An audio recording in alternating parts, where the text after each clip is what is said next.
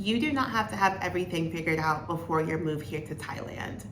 But let me be abundantly clear when I say that Thailand will not fix the problems that you are currently experiencing back home. And having lived here for almost 3 months now, I can confidently say that Thailand is both a dream and a mirror.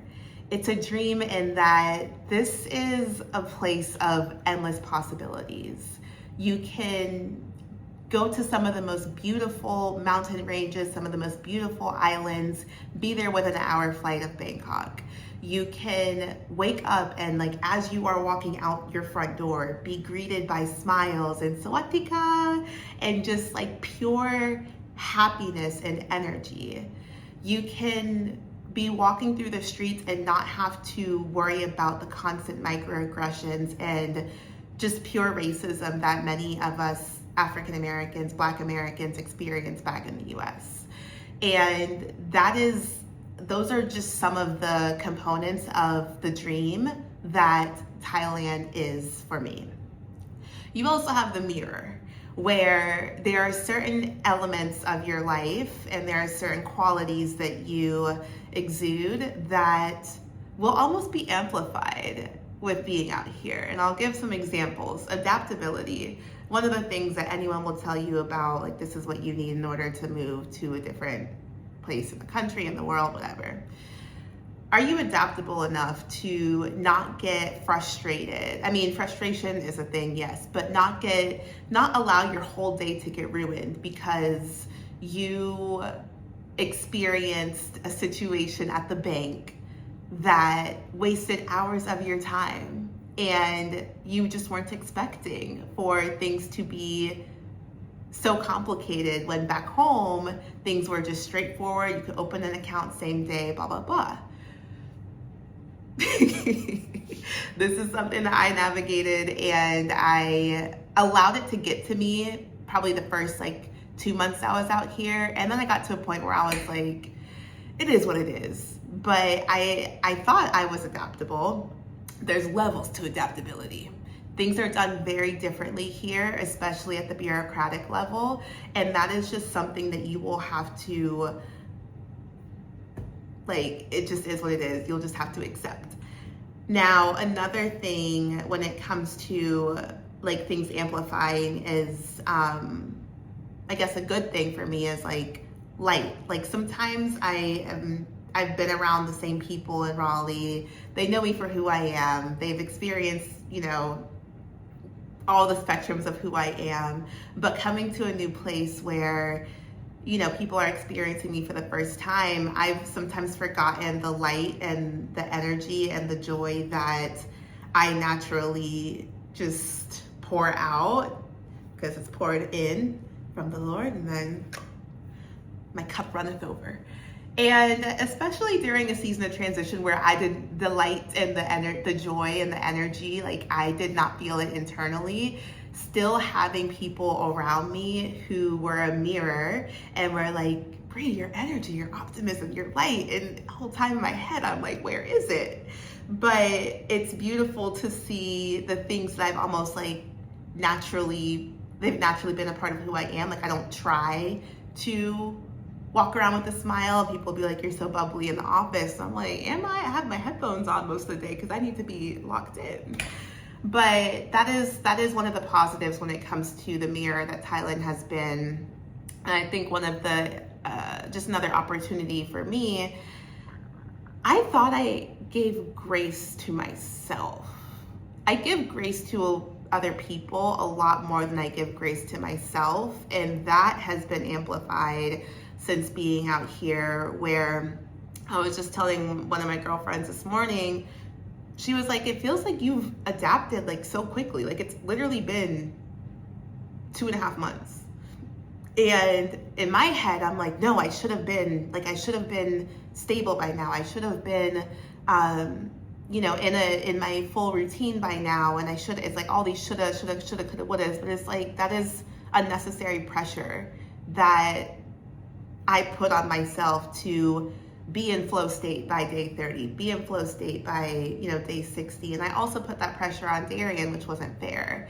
And so now I'm at a space, and I think Thailand is kind of teaching me, like, girl, just relax. Like, you need to give yourself grace in literally moving your whole entire life across the world. Like,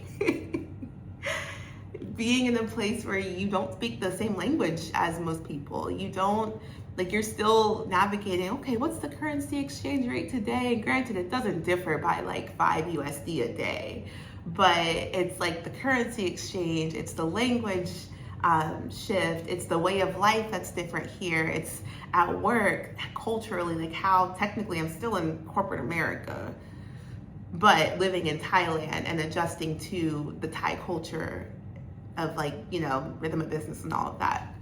So it's a lot. And I'm learning just to, like, not put that pressure on myself to have stuff figured out. So those are things where, like, when it comes to the adaptability and the grace, like, I thought I had those down pat. But Thailand, in the mirror that it's been, has shown me that there's still opportunity for growth there, and that's what life is all about, like continued growth and evolution. And then with like my energy and my optimism and the light, like that was actually a great reminder for me to continue to ensure that I'm prioritizing my quiet time in the morning so that I can get those downloads from God, so that I can stay in alignment with, you know, His will, and be reminded of the fruit of the Spirit, and ensure that, like, that is what I'm anchoring my being to. And so therefore, people that experience me are experiencing God's love. And even if it's just a matter of like adding joy to one person's day, like, that's a win. One thing that I have valued out here is how much this move has amplified the fact that Darien and I are phenomenal teammates. I cannot imagine doing this whole just the thought of it, all I see is crash out, bombastic crash out, like, oh my goodness, yeah, that would be absolutely insane. But just know that, like, if you and your partner like really rock with each other and are each other's actual best friends, your relationship will only strengthen out here, and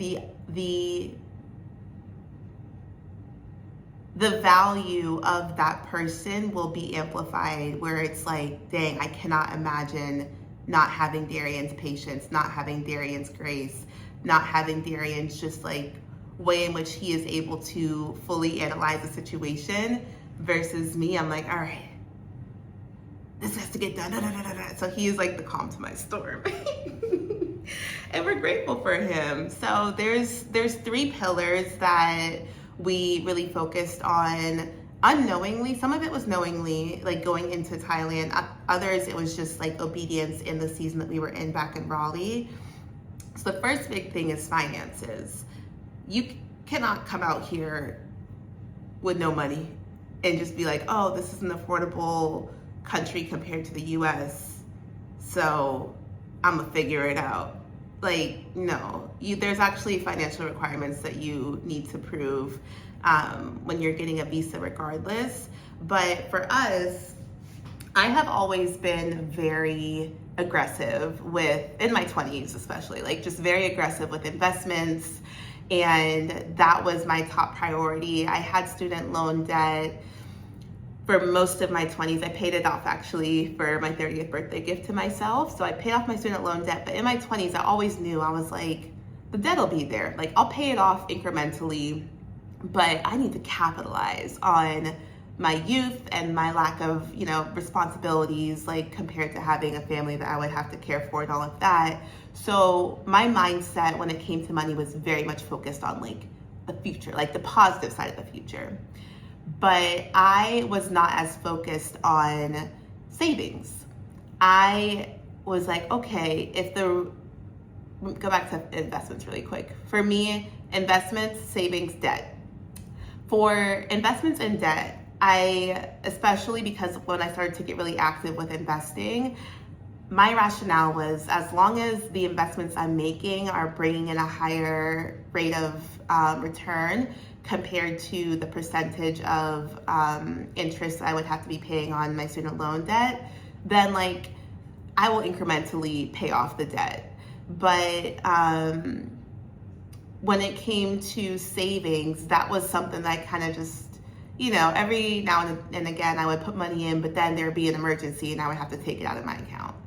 But last year was the first time when I actually prioritized savings, and a big part of that, transparently, was that Darien had graduated from his PhD program and he did have a great income coming in. So all of our living expenses came from his paycheck, and then we were aggressively leveraging my paycheck to max out on 401k, to max out on Roth IRA. We had an employee stock purchase plan where we would get Microsoft stock at a discount as an employee, so I would max out on that. And so my check was used for the investments, but it was also used to beef up our savings. At the time, we thought that we would be starting to plan for a family this year. So we had a Baby Dixon savings fund that we were aggressively saving towards. We, of course, were aligning that with how much people were recommending to save if you were trying to start a family. Granted, that number is a lot higher, obviously, than how much you'd have to save for having a family out here in Thailand. Nonetheless, we had already had this mindset shift of like, okay, yes, continuing the investments and double down on the savings. And last September, September 2025, Darien and I had both paid off our cars. And so we were debt-free besides the house. Darien paid off his student loans like in his early 20s. I paid mine off at 30. Car notes were paid off September 2025. So we really just had the house. No credit card debt or anything like that. So that obedience of like, okay, let's get our finances in order. When we were doing all of that, Thailand was nowhere in the picture of like, okay, we're doing this because of Thailand. It was more so the stewardship piece of like, how are we ensuring that we are, of course, investing for the future, for the best case scenarios, saving for the future, for the worst case scenarios of like an emergency fund, but also for Baby Dixon. And then how are we ensuring that we are out of debt, just so that like it's one less thing to worry about.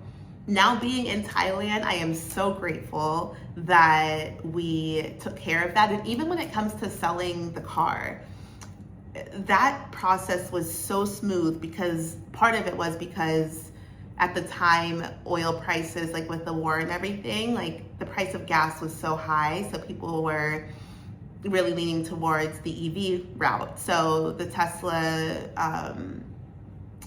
resale value was a lot higher at the time. Like it was just the perfect storm. So I got to sell my car for a really great price, but I also didn't have to worry about dealing with the banks because the car was in my name. I had the title. So it's just so crazy how I think the car note, like it was actually a 6-year loan. So it would have been due this December. But, we were just like, we can just knock this out and be done with it. So it's the small stuff like that. The financial stability is one big thing for us. Emotional stability was another thing where, again, we weren't planning to be emotionally stable for Thailand. But the deposits that we made and the investments that we made and the therapist in even like the prenatal counseling, the couples counseling, just everything that we needed to be stable emotionally. I cannot imagine what this experience would have been like for this transition if either of us was not mentally and emotionally well. Because there's already so much that you're navigating. There's already so much instability. There's, the identity shift of like, or just the identity, I don't know if it's a crisis, but it's like, who am I now? Like, new city, new people, new everything. Like, who am I at my core? And so, we both were doing individual therapy since like 2021, 2022. And then of course, premarital counseling before we got married, and then continued into couples counseling as well. So those were things where it's like, okay, financially stable, emotionally stable. Sometimes the enemy would be working just like that. Like, why couldn't I say spiritually stable? Anyways, spiritual stability. So Darien has been doing several rounds of discipleship at the church that we were at in Raleigh. And of course, like, we were going to church together. I had been in a few like smaller groups with my friends and doing Bible studies there. But a lot of the deposits and just like the maturity that we had been building from just making sure that we were in alignment with God has shown up in so many ways here, because oftentimes when you are, I caught myself trying to power through even though I need to take a sip. Yeah, oftentimes when you are surrendering and you are intentionally seeking after God's plan and working towards what it is that He's called you to do, the enemy will constantly be trying to like beat you up and just cause distraction, confusion, doubt, worry, fear. And for us, like, especially with so much change, we have had so much spiritual warfare take place this year. And even like a couple nights ago, something transpired and I was just like, hey babe, can we pray? And so we both, prayed about the situation that we were navigating, and just like simple peace of like, all right, we're good. Like, it's so important to have, of course, to be spiritually grounded within, but also if you're on this journey with a partner, that they are also on that same wave. Because I cannot imagine doing this journey without Darien. And I will even go into relational. Like, I spent a lot of my 20s in people-pleasing mode, and that came with saying yes to people, things, opportunities that I felt the alignment just wasn't there. And so in therapy, I did a lot of work, maybe over the past 2 years or so, around my values. Like, what are my non-negotiable values when it comes to what I expect out of myself, but also what I need out of people who I surround myself with and like who are in my close circle. And there had definitely been a couple relationships where I made the decision, like, I actually need to love from a distance. And having those conversations prior to moving here, sometimes it is worth a full-blown conversation, but other times when people show you who they are, believe them.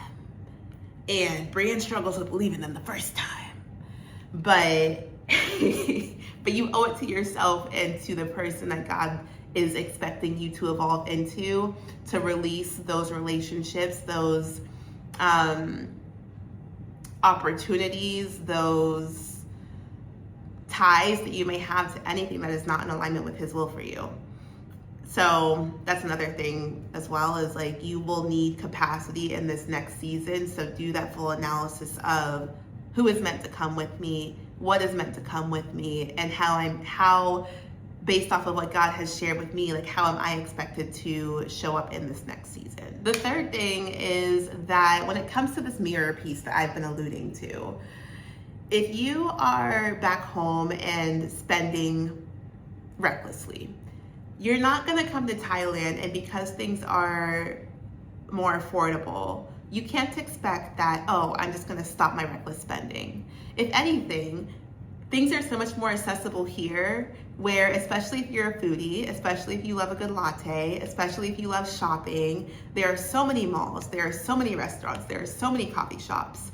And if you don't have the discipline to say no to something because you know it's not in the monthly budget, or if you don't have the discipline to say no to something because you know that you just don't need it, like, it's not gonna just change because you're out here living in paradise. Like, I think that's something that, like, when it comes to the budget video I did a couple days ago, like, you have to have at least some type of awareness of what you're bringing in and how you're spending it.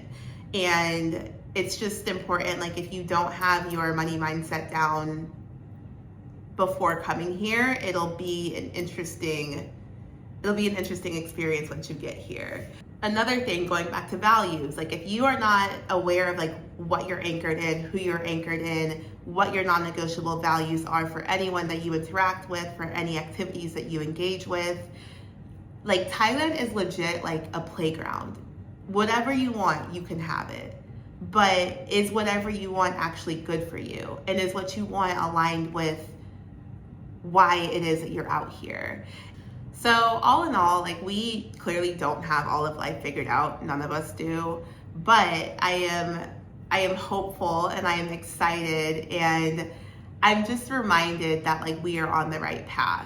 So we have our collective growth that we've experienced as a couple. We have our individual growth that we've experienced and are continuing to experience. And then we also have just the peace. You know, the peace when it's like, all right, I'm operating in alignment with God's will. Like, I know for a flinty fact that He is in front of us, behind us, to the left of us, to the right of us. We are fully covered. And it feels good to be back in this space because it was a lot. Those first few weeks were a lot. First few months were a lot. And then also, I think the big thing is just like, we can look back and be like, I understand why this had to happen this way so that that puzzle could fit into that corner. And this is what happens. Like, this is a byproduct. This season's aha and this season's clarity is a byproduct of the last season's obedience. Even if it was blind, like, okay, we thought that we knew why we were supposed to be doing said thing. God put it on our hearts to do said thing. We went through with doing said thing. And now looking back, it's like, I can't imagine what life would be like if we didn't do said thing. And this is what life is all about. Like, our obedience in this season will give clarity and will give momentum towards whatever it is that God is planning for us in the next season. So she's an enlightened woman. She is an enlightened woman. She is, come on, Brian. She is an enlightened woman. And I'm excited. Like, this is all, it's all just coming together, and I'm grateful. So over the next few days, you'll continue to see some talking head videos. If y'all haven't seen Darien biking through Bangkok, I tripped out when he first showed me, because I don't be doing the bike. I be on the back of the motorbikes, okay? Darien be over here zigging and zagging through these cars, and if you haven't seen that video, go watch it. It's a thriller. And you'll also continue seeing some of the BTS of the journey as well. So there's a lot happening on this channel, and our community has doubled in the past week since I started the talking head videos, and Darien has been, you know, adding his flair into the channel as well. So thank you. Welcome to everyone who's new here. Let me know if there's any components of the journey that you all want me to go deeper into, or I'll probably bring Darien in for a few videos in the next week or so. But yeah, this is really exciting. I'm grateful for you all, and I hope that you have a beautiful rest of your day.